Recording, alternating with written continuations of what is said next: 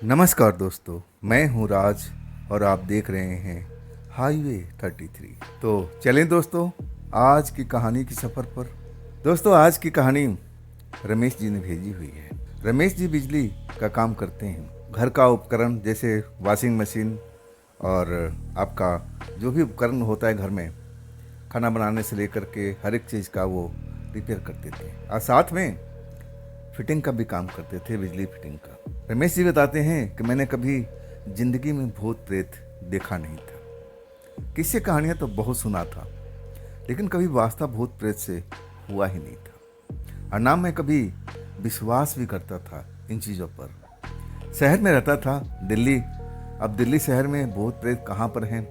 रात दिन तो सड़क चलती रहती है, कहाँ भूत होंगे? कभी वास्ता नहीं पड़ा तो मैं मानता भी नहीं था।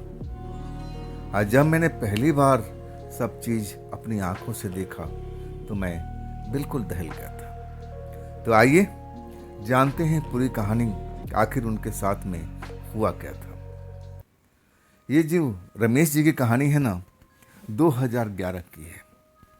रमेश जी, मैं बताया ना आपको, बिजली का काम करते थे। घर का आप जो भी उपकरण है वो भी सही करते थे, फिटिंग का काम करते थे। तो उनको एक घर का बिजली का फिटिंग का काम मिला हुआ था। और वो काम कई दिन वहाँ जा कर के, मतलब हफ्तों जा कर के अपने लड़कों के साथ में अब ख़त्म करा चुके थे। बस फाइनल रह गया था, थोड़ा बहुत काम था टचिंग फिटिंग का, वही रह गया था। रमेश जी बताते हैं। और जो मालिक था रमेश जी का, किसी सोर्स ने अब उसे मुलाकात कराई थी तो भरोसा भी करता था।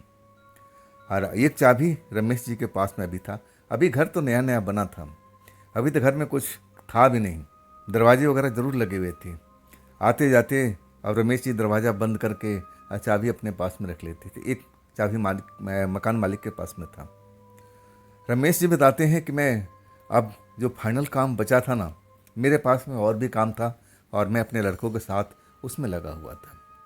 तभी वो मालिक ज़्यादा अब बात करने लगे कि भाई हमारा काम ख़त्म करो और पेमेंट लो।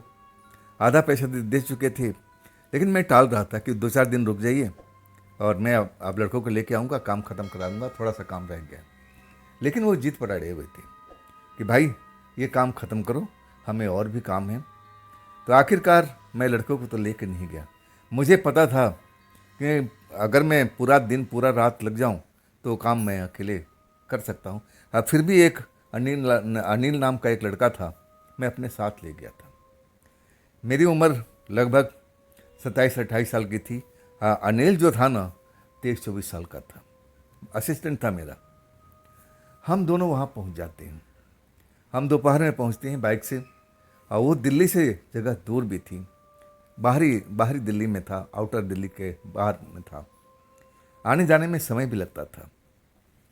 तो हम तो दोपहर में पहुँचे थे और इसके बाद हमें अपना काम अब ख़त्म भी करना था। लग गए दोनों को दोनों, लेकिन जितना हमने सोचा था इतना आसान नहीं था। टाइम लगता गया। आखिरकार अभी भी बहुत सारा काम बचा हुआ था और लग रहा था कि अब पूरी रात लग जाएगी। हमने सोचा था कि चलो घर चलते हैं। तब अनिल कहने लगा, भैया घर जाओगे फिर सुबह में भागना पड़ेगा, और भी तो काम है, आज रात यहीं रुक जाते हैं। इन काम को ख़त्म करके फाइनल करके और सुबह में मालिक से मिलते हैं, उसके घर जा कर के पेमेंट लीजिए, चाबी पकड़ाइए और फिर हमारा यहाँ से रिश्ता ख़त्म, हम अगले काम पर ध्यान देंगे। उसका कहना भी सही था अनिल का। रमेश जो अब अपना फैसला कर चुके थे, अनिल ने बोल दिया था, तो रमेश ने भी मान लिया था कि चलो तुम सही कह रहे हो। अब इसके बाद शाम तो हो चुकी थी, दोनों लोग लग जाते हैं काम को ख़त्म करने में। जब 8-9 बजता है तो भूख तो लगती है। अनिल कहता, भैया ये काम करो, बाइक की चाबी दो, अब मैं जा रहा हूँ, कुछ नाश्ता पानी का और इंतज़ाम करके आता हूँ। रमेश जानते हैं कि लड़का किस काम के लिए जा रहा है। अब समझ चुके थे, क्योंकि 8 बजने के बाद अब उसको नशा पानी चाहिए था। और रमेश भी थोड़ा बहुत ड्रिंक किया करते थे। तो हंसते हुए कहने लगे, देख आज रात को काम ख़त्म करना है, और ये नहीं कि 2-4 पैग मार करके तू कहेगा भैया कि अब तो नींद आ रही है, अब तो सुबह ही किया जाएगा। ऐसा नहीं होगा, काम ख़त्म करेंगे। मुझे मंजूर है, तू जा लेके आ। रमेश जी कहते हैं कि मैंने पैसा भी दिया, खाने पीने के सामान भी मंगवाया और जा कर के वो बाहरी रोड से लेके आया भी। 10 बजे के आसपास हम दोनों लोग, अब काम जो था ना मात्र 2.5 घंटा 3 घंटा का, अगर हम दोनों लग जाते ना इतना ही काम बाकी था। 10 बजे के आसपास हम दोनों खाने बैठते हैं, साथ में ड्रिंक लेते हैं और फिर हम सोचते हैं कि 1 घंटा आराम कर लें और फिर लगेंगे तो काम ख़त्म करके ही रुकेंगे। अब वही हम आराम करने के लिए लेटे थे। घर का सारा दरवाज़ा जो मेन था हम अंदर से बंद कर रखे थे, मतलब बाहर से कोई जब तक हम ना खोलें कोई आ ही नहीं सकता था। और घर जो था ना 5 कमरों वाला था, ड्राइंग रूम लेकर के बड़ा सा घर था और 2-3 बाथरूम भी थे उसमें बने हुए, अटैच थे सब कुछ। किचन भी बहुत बड़ा था। तो हम जो ड्राइंग रूम का एरिया था ना थोड़ा साफ़ सुथरा वही था, वहाँ पर हम लेट जाते हैं फर्श साफ करके। अब गर्मी का टाइम था, अब क्या करना, हमारे पास में ऐसा कुछ था भी नहीं। हम उसी फर्श पर लेट जाते हैं कि चलो 1 घंटे के बाद में अब थोड़ा खाना भी हजम हो जाएगा और थोड़ा हम भी रिलैक्स हो जाएंगे और फिर अपने काम में लग जाएंगे। लेकिन इसके बाद जो नींद लगती है ना, रमेश जी बताते हैं कि मैं तो उठ ही नहीं पाया। और रमेश जो था ना कहाँ था और उसके साथ क्या हो रहा था, अब मैं उसके बारे में बताता हूँ। रमेश जो थे ना वो तो गहरी नींद में सो गए थे, उनको पता ही नहीं था। और उधर जो अनिल थे ना, अनिल लेटे जरूर थे लेकिन उनको नींद नहीं आ रही थी। नींद ना आने का अब कई कारण था। रमेश जी के साथ में काम करते हुए उनको 2 साल हो चुका था और जानते थे कि रमेश जी बड़े अच्छे इंसान हैं, वक्त पर पैसा भी देते हैं और मदद भी करते हैं। आप यही सब सोच रहे थे कि मैं भी किस दिन अब रमेश जी की तरह बनूंगा। और यही तब तक दरवाजे पर दस्तक होता है। अनिल रमेश जी की तरफ देखते हैं, रमेश जी तो घोड़ा बेच कर सोए हुए हैं। आप सोचा कि कौन हो सकता है रात में, लगभग 11 बज चुका था। कौन हो सकता है रात में भाई, कहीं मकान मालिक तो नहीं आया।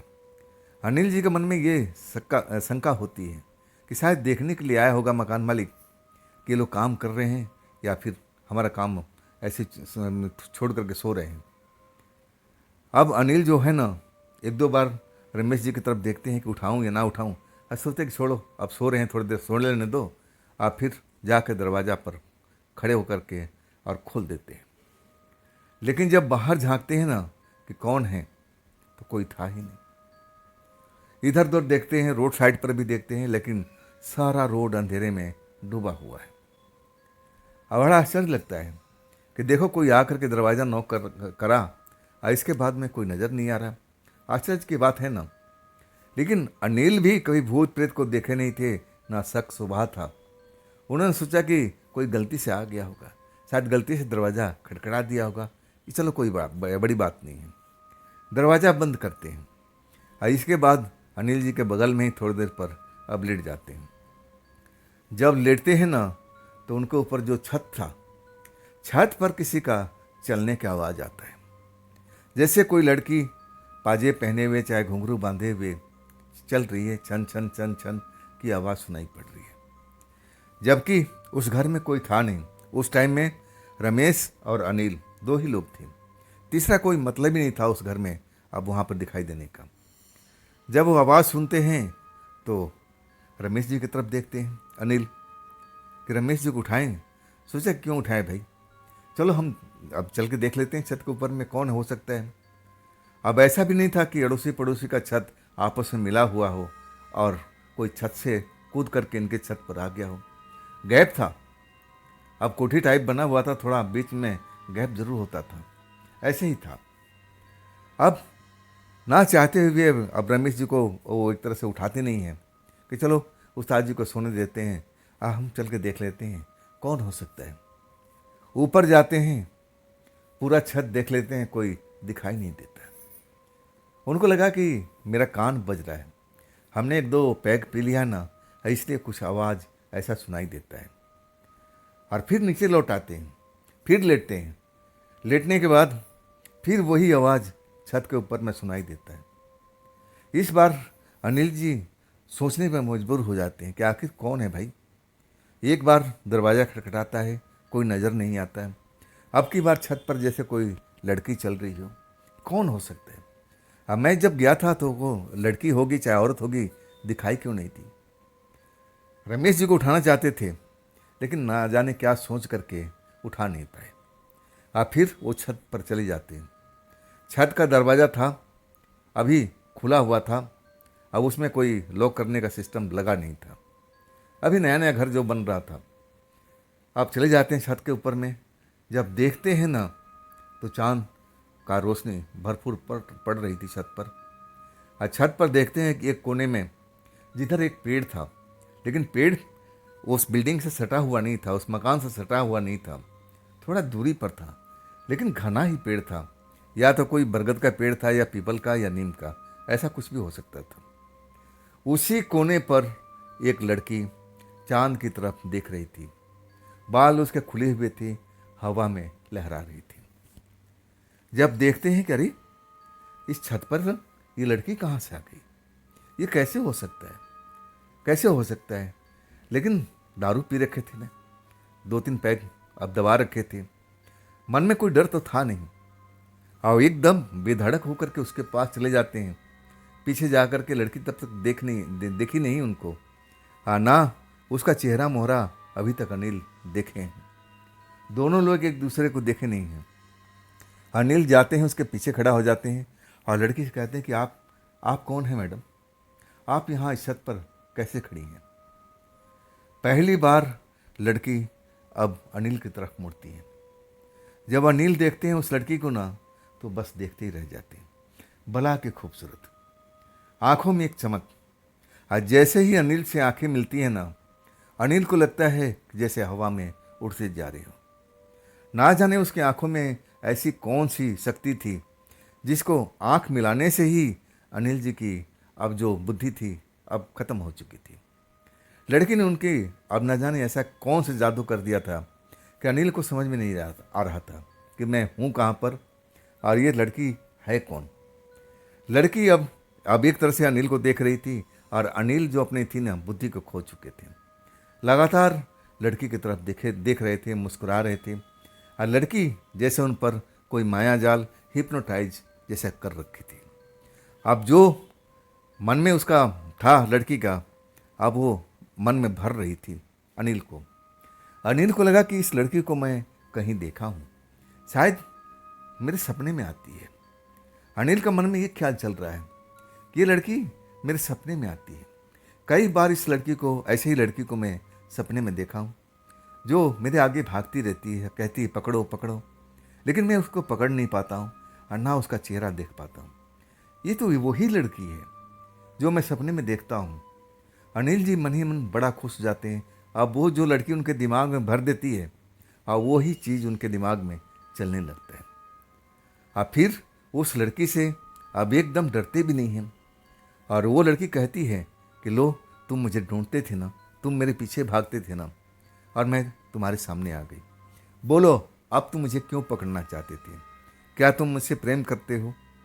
अनिल जी जैसे जो भी उनके दिमाग में लड़की ने भरी थी, अब वो उसी बात को जवाब दे रहे थे। कह रहे थे कि हाँ, तुम मेरे सपने में आती हो, अब मैं तुम्हें पकड़ना चाहता हूँ, लेकिन मैं तुम्हें पकड़ नहीं पाता हूँ। अब तुम दूर भाग जाती हो, अब मैं तुम्हें देख भी नहीं पाया था, आज मैं तुम्हें देखा हूँ, तुम तो बड़ी खूबसूरत हो, क्या तुम मुझसे भी प्रेम करती हो? लड़की कहती कि हाँ, तभी तो मैं तुम्हारे सामने आई हूँ, सपने से निकल के बाहर आई हूँ, तुम्हें अब देखने के लिए, तुमसे प्यार करने के लिए। तुमसे अब प्यार हो गया है, क्या तुम भी मुझसे प्यार करते हो? अनिल जी उस लड़की को देखते हुए अब मन में जो लड़की ने भर रखा था वही बात को रिपीट कर रहे थे कि हाँ, मैं तुमसे बहुत ही प्यार करता हूँ। और दोनों लोग उस खुले छत के ऊपर में अपना प्रेम प्रसंग करने लगते हैं, दिन दुनिया से दूर। और इधर जो रमेश थे अभी भी मस्त नींद में सो रहे थे। उनको होश नहीं था कि मैं इस जगह पर क्यों आया हूँ, मैं काम करना था, काम ख़त्म करना था। लेकिन अगर अनिल दारू नहीं लाता तो ये कांड भी नहीं होता। अनिल का इसमें अब ज़्यादा ही हाथ था। दारू पिलाने के बाद में अब रमेश जी अब गहरी नींद में सो गए थे। खाना खाने के बाद में अब गहरी नींद आ चुकी थी। अब बिल्कुल बेखबर दिन दुनिया से। अचानक ऊपर छत के ऊपर शोर सुनाई देता है, जैसे कोई चीख रहा हो, चिल्ला रहा हो कि बचाओ बचाओ, उनका नाम ले रहा हो, रमेश भैया मुझे बचा लो, रमेश भैया मुझे बचा लो। और फिर चीख शांत हो जाती है। उसी वक्त रमेश जी की आंख खुलती है। रमेश जी अब उठ के बैठ जाते हैं। अनिल कहाँ है, अनिल कहाँ है? घड़ी देखते हैं तो 12 बज चुका है। अरे इतना टाइम हो गया हम लोग को, मैं सोता रह गया। अनिल है कहाँ पर? अनिल अनिल को आवाज़ देते हैं। अनिल तो अब कोई आवाज़ नहीं दे रहा है और उनके बगल में लेटा हुआ था। आखिर गया कहाँ पर? उठते हैं, भागते हैं, दरवाज़ा देखते हैं, मेन गेट बंद है, मतलब बाहर गया नहीं है। पूरा जो भी कमरा था, चारों पांचों कमरे में घूम घूम के आवाज़ दे करके, अनिल तुम कहाँ हो? कहीं तुम बाथरूम में तो नहीं हो? वो जो चीख सुनाई पड़ी थी, वो चीख थी अनिल की। और वो उस टाइम नींद में थे और तब उनके कानों में आवाज़ आई थी और वो समझ गए कि कहीं अनिल कोई खतरे में तो नहीं पड़ गया। आखिर अनिल है कहाँ पर? मुझे दिखाई क्यों नहीं दे रहा है? अब मैं सारे घर को छानबीन कर लिया हूँ, बाथरूम से लेकर के किचन तक हर एक कमरा में जाकर देख आया हूँ। दरवाज़ा अंदर से लॉक ही है, तो बाहर निकलने का कोई मतलब नहीं है। आखिर अनिल कहाँ जा सकते हैं? कुछ समझ में नहीं आ रहा है। और तब सोचते हैं कहीं छत पर तो नहीं गया है। छत पर चल के देखते हैं और वो सीढ़ियाँ चढ़ते हुए छत पर चले जाते हैं। दरवाज़ा खुला ही, क्योंकि उसमें कुंडी वगैरह कुछ लगा ही नहीं था, लॉक नहीं लगा था। आज जब बाहर छत पर आते हैं, आज जब चारों तरफ देखते हैं, आज तब कोने के अंदर में जो दृश्य नज़र आता है ना, देख करके एक बार तो समझ में नहीं आता है कि आखिर उस कोने में हो क्या रहा है। देखते हैं कि एक लड़की और अनिल जो हैं ज़मीन पर लेटे हुए और उन पर सवार है, छाती पर बैठी हुई है, ना जाने उनके साथ में कर क्या रही है। और ये अनिल जो है बिल्कुल शांत लेटे हुए हैं, जैसे उनको फिक्र नहीं है कि इस देश दुनिया में चल क्या रहा है, इस टाइम क्या हो रहा है, अब मैं यहाँ पर क्यों लेटा हुआ। जब देखते हैं तो मन में कई तरह का शंका होती है। अरे ये लड़की यहाँ पर कैसे आ गई? दरवाज़ा खुला हुआ तो नहीं था। ये कहीं अनिल की सेटिंग तो नहीं है, कहीं अनिल का दोस्त तो नहीं है। अनिल यहाँ पर कितने दिन तक काम किया था और आसपास में अब कुछ बस्ती भी थी, कहीं किसी के साथ में दोस्ती टाका तो नहीं भिड़ गया हो। अब मुझे दारू पिला करके मुझे सुला दिया और फिर अपने दोस्त को बुला लिया होगा। मन में इस तरह की धारणा चलती है। कहते कि नहीं, ऐसे जाना ठीक नहीं है, मैं ऐसे नहीं, अब अनिल के पास में बिल्कुल नहीं जाऊंगा। हो सकता है कि इसकी दोस्त हो, पास के बस्ती से बुला लिया हो, और मैं नहीं जाऊंगा। अब वो लौटने लगते हैं, लेकिन मन गवाही नहीं देता है। धीरे धीरे करके वो नीचे उतर तो जाते हैं और जिस स्थान पर बैठे थे, सोए हुए थे, अब वहाँ पर बैठ करके बोतल से पानी निकालते हैं।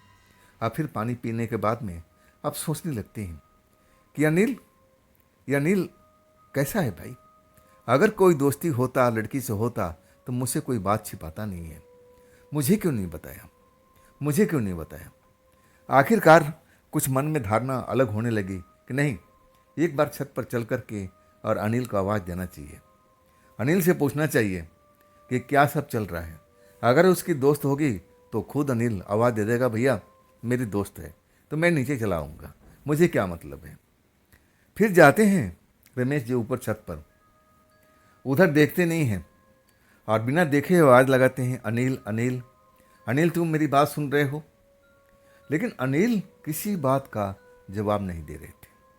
और तब मन में थोड़ा खटका होने लगा रमेश जी को कि बात क्या है भाई, अब इतना अनिल उस लड़की के चक्कर में पड़ा है कि मुझे जवाब भी नहीं दे रहा है। फिर उस तरफ देखते हैं तो वही दृश्य है, लड़की सीने पर बैठी हुई है और रमेश अचेत पड़े हुए हैं। अब कैसा पड़े हुए तो बाद में पता लगता है।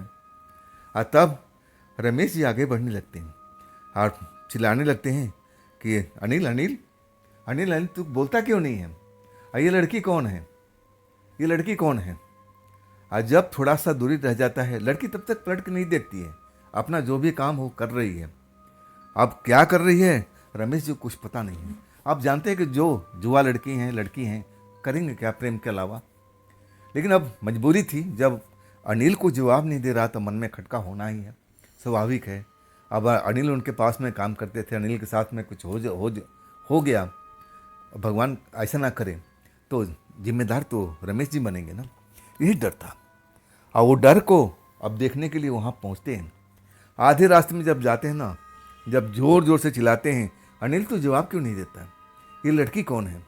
और तब वो लड़की अब रमेश जी की तरफ मुड़ती है, एक झटके से उठ कर खड़ी हो जाती है। और जब देखते हैं ना रमेश जी एकदम दहल जाते हैं। पीछे से देखने में अब लग रही थी जवान लड़की है, बाल खुले हुए थे, हवा में लहरा रहे थे। और जब मुड़ती है ना और उठ के खड़ी होती है ना, और तब देख करके एकदम हिम्मत अब उनका कांप जाता है, डर जाते हैं।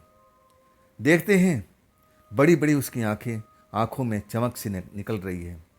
और जो चेहरा था ना बिल्कुल भयानक था। ऐसा भयानक चेहरा देख करके अब कौन इंसान नहीं डरेगा उस रात में। और जब देखते हैं तो अनिल लंबा चौड़ा पड़े हुए, शरीर पर वस्त्र नाम का कोई चीज़ नहीं है, ऐसे ही नंग धड़ंग पड़े हुए। ये सब देखने के बाद में रमेश जी बिल्कुल चीखने लगते हैं। लेकिन वहाँ सब नया नया कोठी बन रहा था आसपास में, अब उस टाइम में कोई था कि नहीं था, चीखने का कोई असर नहीं पड़ता है। लड़की गुस्सा में हो करके जैसे शिकार को अब उनसे कोई छीन लिया हो, और वो रमेश जी की तरफ बढ़ती है। और रमेश जी अब उनका हाथ पैर फूल जाता है। समझ में नहीं आता है कि ऐसे वक्त में करना क्या चाहिए, ऐसा कौन सा उपाय करना चाहिए कि जिससे मेरी भी जान बच जाए और मेरा असिस्टेंट यानी अनिल का भी जान बच जाए। समझ में नहीं आ रहा था। अब एक तरह से नींद से उठे थे, ऊपर से दारू का असर भी था, अब जहाँ थे वहीं खड़े रह गए। अब जैसे ही लड़की उन पर हमला करने के लिए आती है ना, और जैसे ही हाथ रखती है ना, अब जैसे बिजली का करंट लगता हो उस लड़की को, जो भूत लड़की है ना उसको बिजली का करंट लगता है, दूर जा गिरती है वो। अब देख करके अब वो लड़की एकदम अब फिर से दोबारा उठने की कोशिश करती है, लेकिन अब रमेश के पास में नहीं आती है, सीधा उस छत से छलांग लगाती है और वो नीचे। रमेश जी वहाँ खड़े खड़े चांद की रोशनी में सब देख रहे हैं, और अभी भी उनकी हालत एकदम खराब थी, डरे हुए थे, मुंह से आवाज़ तक बंद हो गई थी। अब काफ़ी देर जब देर होता है जैसे होश में आते हैं, और फिर भागते हैं अपने दोस्त की तरफ, अनिल की तरफ में। अनिल को जाकर देखते हैं नंग धड़ंग पड़ा हुआ है, कहीं उनको लगा कि कहीं मर तो नहीं गया। तब तक अनिल जी को वो उठाने की कोशिश करते हैं, लेकिन अनिल उठते नहीं हैं, सांसें चल रही है। रमेश जी को समझते देर नहीं लगी कि ये सब कोई चुड़ैल हो सकती है, चुड़ैल ही थी। आइए हमारे असिस्टेंट को अब नीचे से बहला फुसला करके असुंदर रूप लेकर के छत पर आई थी। हाँ, ये अनिल इसके जाल में एक तरह से फंस चुके थे, रमेश जी का मानना ये था। लेकिन अब जो होश में नहीं आ रहे हैं, तो अब पहले तो उन्होंने वस्त्र पहनाया उल्टे सीधे जैसे भी हो, और फिर अपने कंधों पर उठा करके अब नीचे लेके आते हैं। नीचे ले आके आने के बाद में पानी का छिड़काव करते हैं, और तब अनिल की आँख खुलती है। अनिल एकदम चौंक करके उठते हैं और कहते हैं, भैया भैया भैया भैया, मैं कब से आपको आवाज़ दे रहा था, वो तो चुड़ैल थी भैया, चुड़ैल थी भैया। डरे हुए तब रमेश कहते कि हाँ, मुझ पर भी हमला किया था, मुझे भी मारने आ रही थी, लेकिन कोई शक्ति थी जो मैं बच गया। अब इसके बाद रमेश जी अनिल से पूछते हैं कि हम लोग के यहाँ से जितना जल्द हो सके निकल जाना चाहिए, नहीं तो वो फिर हमला कर सकती है। ऐसे में अपने शिकार को वो बिल्कुल पाना चाहती है। और उसी रात में जो अनिल थे, रमेश थे, वो जो भी काम अधूरा पड़ा हुआ था छोड़ देते हैं, अपने सामान को उठाते हैं और फिर नीचे आ जाते हैं, रोड पर आ जाते हैं, अपना बाइक स्टार्ट करते हैं और उसी रात में घर की तरफ निकल आते हैं। कमाल की बात थी, जब वो बाइक पर चल रहे थे ना, बाइक चला रहे थे रमेश जी, अब पीछे बैठे हुए थे अनिल जी। जब उस घर के बाउंड्री से बाहर निकलते हैं ना, वही लड़की, वही चुड़ैल जो अब खतरनाक नहीं दिख रही थी, बिल्कुल मासूम लड़की की तरह उसका चेहरा था, रोड के किनारे खड़ी, लेकिन आंखें उसकी चमक रही थी। अब जब रमेश भी देखते हैं, अनिल देखते हैं, तो अनिल चीख के कहते हैं, यही तो थी भैया, जल्दी से बाइक भगाओ, जल्दी से बाइक भगा दो, बाइक भगाओ लो। रमेश जी भी समझ गए कि मामला अब अपने काबू में नहीं है। अब हमें अब यहाँ से जितना जल्दी हो सकेगा निकलना पड़ेगा। और निकल ही रहे थे, बाइक तेज तेज चला रहे थे, लेकिन हर मोड़ पर वो लड़की उनको खड़ी हुई दिखाई देती थी। जो भी मोड़ पार करते थे और उस मोड़ पर वो लड़की वैसे ही मुस्कुरा करके, और निगाहें अनिल की तरफ थी, जैसे अनिल को वो पाना चाहती हो। शिकार उनके हाथ से निकलता जा रहा था। और इसीलिए जब ये सब समझ जाते हैं रमेश जी, वो डर जाते हैं, लेकिन अनिल से कहते हैं कि तू हिम्मत मत छोड़, ये मेरे पास में नहीं आएगी, मुझे अब लग चुका है। क्योंकि वो मुझे मारना चाहती थी, और जैसे ही मेरे को अब हमला करती है, जैसे उसको बिजली का करंट लगा हो, और वो दूर जा गिरती है, और उसके बाद छत से कूद जाती है। अगर अगर ये पकड़ना चाहती तो अब तक हम लोग को पकड़ लेगी, तू डर मत, हम लोग सही सलामत घर पहुंच जाएंगे। अब वैसे ही होता है। कई बार वो लड़की अब वो मोड़ पर दिखाई देती है, खड़ी हुई और घूरती हुई दोनों को, लेकिन डरे हुए थे। लेकिन रमेश जी हिम्मत दिखाते हैं और फिर अपने घर पहुंच जाते हैं। घर वालों से पूरा अब बात करते हैं। तब रमेश जी की माँ, जो बूढ़ी हो चुकी थी, कहती है, बेटा अब समझ ले, तेरे शरीर में कोई बिजली का करंट नहीं है कि तुझे छूते ही और वो चुड़ैल भाग गई होगी। मानती हूँ कि तू बिजली काम करता है, लेकिन इसका ये मतलब नहीं कि तुझमें बिजली का पावर भर गया है। तेरा गले में देख, ये जो यंत्र मैंने पहना रखा ना, ये मामूली यंत्र नहीं है। इसी यंत्र की वजह से तुझे वो छू नहीं पाई, तुम दोनों का जान बची हुई है। वाकई में रमेश जी अपने गले पर ध्यान नहीं दिए। अब उनकी माँ बचपन से लेकर के अभी तक यंत्र पहना के रखती थी, और यंत्र टूट जाता था तो फिर उसमें नया धागा डाल करके अब उसको सही ढंग से बना करके गले में डाल देती थी। क्योंकि बचपन में बड़े बुरे बुरे सपने देखते थे रमेश जी, भूत प्रेत का सपने उनको नजर आते थे, डर जाते थे। और तब एक महात्मा जी ने ये यंत्र बना के दिया था कि इसको हमेशा रमेश के गले में बांध के रखना, लगा के रखना। अगर धागा टूट जाए तो नया धागा लगा देना, लेकिन यंत्र को फेंकना नहीं, यंत्र हमेशा ही काम करेगा। और वो यंत्र अभी भी काम कर रहा था। माँ जब बताती है ना, तब रमेश जी को समझ में आता है कि वाकई में उनमें कोई बिजली का पावर नहीं था, जिसे छूते ही वे लड़की अब उसको करंट लग गया। ये तो इस यंत्र का कमाल है। अब इसके बाद में उस घर में वो लोग जो भी काम बचा हुआ था बिल्कुल करने नहीं चाहते। रमेश ने उस मालिक को मना कर दिया, अब बता दिया कि वो जो घर है आपका हॉन्टेड है, पूरी किस्से कहानियाँ सुना दिया। लेकिन मालिक का कहना था कि नहीं, ऐसा हो ही नहीं सकता है। मैं मानता हूँ कि वो दरवाज़ा खुला होगा और तुम्हारा लड़का उसको अंदर बुला लिया होगा। वो बाहरी हवा थी, कुछ टाइम के लिए हमारे घर में आ गई थी, लेकिन ऐसा नहीं कि मेरा घर हॉन्टेड है। हमने अपनी ज़मीन को जांच परख करके अच्छी ढंग से उस घर को बनाया है, ऐसा हो नहीं सकता, मकान मालिक कहना है। और हो सकता है कि मकान मालिक बिल्कुल सही कह रहा हो। जब वो कह रहा था कि हमने ज़मीन को जांच परख के पंडितों से दिखा करके हमने घर को अब न्यू तैयार किया था, सब पूजा पाठ करवाया था। ये भी हो सकता है कि जब अनिल ने उस दस्तक की आवाज़ सुना हो, वो शायद वो प्रेतात्मा ही थी, वो चुड़ैल थी जो बाहर खड़ी थी। अब उसको पता था कि यहाँ घर में दो लोग ड्रिंक करके पड़े हुए हैं। अनिल दरवाज़ा खोल देते हैं, अब बिना दिखाई के वो अंदर आ जाती है। हो सकता है ये पॉसिबिलिटी है, लेकिन जो भी था अब कहानी वहीं पर ख़त्म हो जाती है। वो लोग उस घर में जो भी बकाया काम था वो करने के लिए नहीं जाती।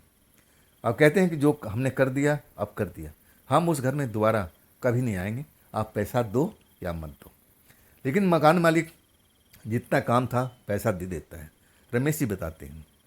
अब इसके बाद जो अनिल थे ना, वो काफ़ी दिन तक डरे हुए थे, और डरे हुए तो रमेश भी थे।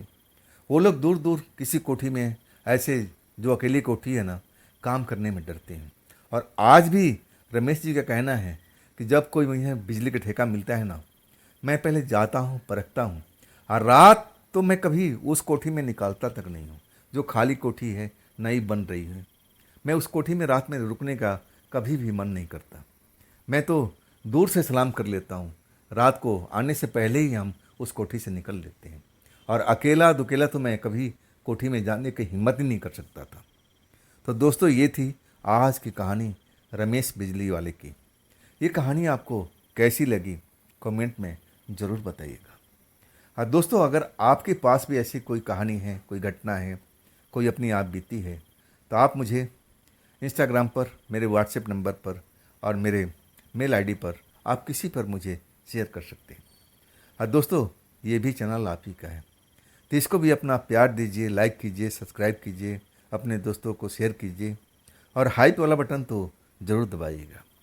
तो दोस्तों, हम फिर कल मिलते हैं इसी चैनल पर एक नई घटना, एक नई कहानी के साथ में। आप लोग अपना ख्याल रखिएगा। नमस्कार।